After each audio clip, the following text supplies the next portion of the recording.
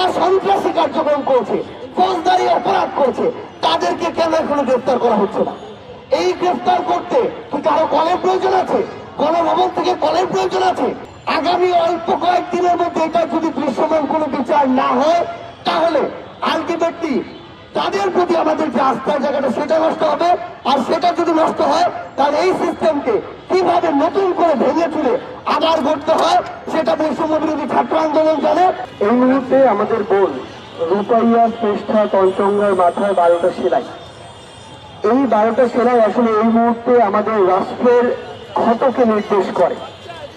যেই ক্ষতটা আসলে আজকের আমাদের যে বিভিন্ন জায়গায় যে সীমাবদ্ধতা, আমাদের অন্তর্বর্তীকালীন সরকার আইন শৃঙ্খলা রক্ষাকারী বাহিনী থেকে শুরু করে আমরা যাদেরকে ইন্টেলিজেন্স ফোর্স থেকে শুরু করে বিভিন্ন নাম দিচ্ছি, তাদের সীমাবদ্ধতাকে প্রকাশ করে। আজকে আমরা আমাদের জায়গা থেকে দেখছি RICL TMX, যুগের পর যুগ স্থাপনা থাকে মজবুত। যে আজকে একটা গোষ্ঠী হাতে স্ট্যাম্প নিয়ে আরেকটা গ্রুপের উপরে হামলা করে। আমরা দেখছি একই বিষয়ে বিপরীত চিন্তা ভাবনা কিংবা বিপরীত মতামত দিয়ে একই জায়গায় দুইটা গ্রুপ প্রোগ্রাম দেয় এবং সেখানে গোয়েন্দা সংস্থা বলি, আইন শৃঙ্খলা রক্ষাকারী বাহিনী বলি, তাদের জায়গা থেকে যে পূর্ব থেকে যে ব্যবস্থাটি নেওয়া দরকার ছিল সেটি তারা নেয় না। আমাদের কথা হচ্ছে যেই তথ্যগুলো আগে থেকে জানা যায় যে একই বিষয় কিন্তু দুইটা আলাদা পক্ষ, দুইটা আলাদা মত একই জায়গায় প্রোগ্রাম হচ্ছে, সে বিষয়ে অবশ্যই গোয়েন্দা সংস্থা একটা তৎপরতার প্রয়োজন ছিল। এরপরে তখন যারা এখানে এক হওয়ার পরে তাদের মধ্যে কোনো সংঘর্ষ বা এমন কিছু হতে পারে কিনা, হয় কিনা, এই ব্যবস্থাটা আইন শৃঙ্খলা রক্ষাকারী বাহিনীর পূর্ব থেকে নেওয়া দরকার ছিল। এই দুই অংশীদারের আমরা কোন রকম যে ধরনের ভূমিকা আমরা প্রত্যাশা করেছিলাম আমরা কোনোটাই পাইনি। এরপরে যেটি হলো এই যে হামলাটি হলো, এত বড় একটি হামলা হলো, হামলা হওয়ার পরে সেখানে আইন শৃঙ্খলা রক্ষাকারী বাহিনীর অবস্থান অনেকটা বাংলা সিনেমায় ঘটনা ঘটে যাওয়ার মতো পুলিশ যেভাবে আসে। এখন এখানে সবচেয়ে গুরুত্বপূর্ণ যে বিষয়টা হচ্ছে, এখানে অন্তর্বর্তীকালীন সরকারের কিংবা স্বরাষ্ট্র মন্ত্রণালয়ের কিছু দায় নিতে হবে। যে দায়টি হচ্ছে, আমরা গতকালকে কিছু ভিডিও প্রকাশিত অ্যানালাইসিস যে ভিডিওগুলো ছিল এগুলোতে দেখেছি যে পুলিশ সদস্যরা একদম ব্যক্তিগত ক্ষোভের জায়গা থেকে, ইচ্ছার জায়গা থেকে, ব্যক্তিগত প্রণোদনার জায়গা থেকে নিরস্ত্র আমাদের ভাই বোনদেরকে ওই জুলাই আগস্টে ইচ্ছা মতো হত্যা করেছে, যাদেরকে ওই সময় ওই পোশাকধারী মানুষদেরকে আমরা নরপশু বললেও নরপশুকে ছোট করা হবে। তারা যেভাবে মন চাইলো, একজন মানুষ হাত তুলে তার সামনে দাঁড়িয়ে আছে, 20 জন পুলিশ, তার ইচ্ছা হয়েছে সে গুলি করলো, তার পুরো শরীর রক্ত ভিজে গেল, লাশ মাটিতে লুটিয়ে পড়লো। এইভাবে যারা হত্যা করেছে, হত্যার পর এখন তাদের কি অবস্থা? তাদের নামে মামলা হয়েছে, যেই মামলার কোনো হদিস নাই, তাদের কোনো বিচার হচ্ছে না। দৃশ্যমান বিচারের যদি কোনো কাঠামো দেখছি, আবার গ্রেফতারের পরে জামিন হয়ে যাচ্ছে।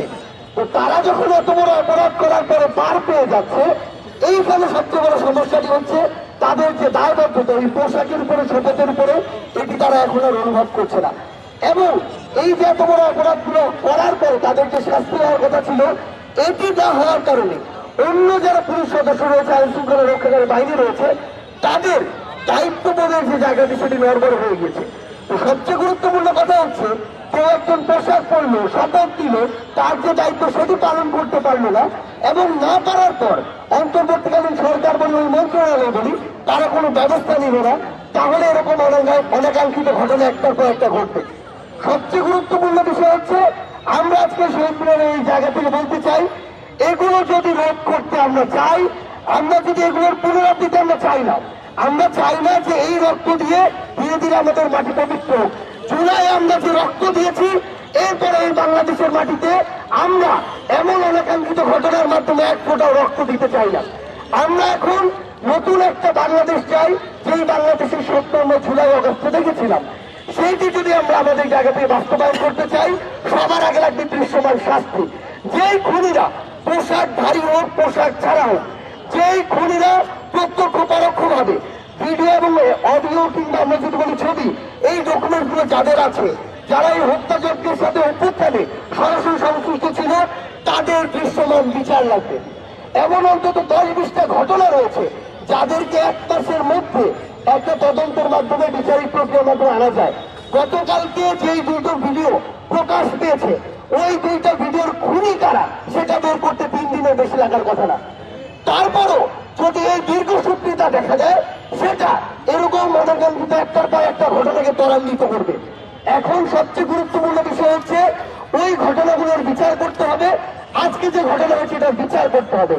এই বিচার খালি এই গাল গর্তের মধ্যে সীমাবদ্ধ থাকলে হবে না, এই বিচার দৃশ্যমান হতে হবে। আজকে আমার কাছে ছবি আছে, ভিডিও ডকুমেন্টস আছে, তারা সন্ত্রাসী কার্যক্রম করছে, ফৌজদারি অপরাধ করছে, তাদেরকে কেন এখনো গ্রেফতার করা হচ্ছে না? এই গ্রেফতার করতে কি কারো কলের প্রয়োজন আছে? গণভবন থেকে কলের প্রয়োজন আছে? এরকম তো কোনো কিছু প্রয়োজন নাই। তাই আমরা আমাদের জায়গা থেকে শুধু একটা জিনিস বলি, যে যে জায়গায় দায়িত্বে আছে, হোক স্বরাষ্ট্র মন্ত্রণালয়, হোক অন্তর্বর্তীকালীন সরকার, হোক পুলিশ কিংবা যে কেউ, নিজের দায়িত্বটা যদি ঠিক মতো না পালন করে এবং না করলে তাদের বিরুদ্ধে যদি ব্যবস্থা না নেওয়া হয়, এই অনাকাঙ্ক্ষিত ঘটনা একটার পর একটা ঘটবে, যেটা এই নতুন বাংলাদেশে কখনো প্রত্যাশিত নয়। আমরা স্পষ্ট করে শুধু একটা জিনিসই বলি, আগামী অল্প কয়েকদিনের মধ্যে এটা যদি দৃশ্যমান কোনো বিচার না হয়, তাহলে আলটিমেটলি তাদের প্রতি আমাদের যে আস্থার জায়গাটা সেটা নষ্ট হবে। আর সেটা যদি নষ্ট হয়, তাহলে এই সিস্টেমকে কিভাবে নতুন করে ভেঙে চুরে আবার গড়তে হয়, সেটা বৈষম্য বিরোধী ছাত্র আন্দোলন জানে, সেটা জাতীয় নাগরিক কমিটি জানে। ধন্যবাদ।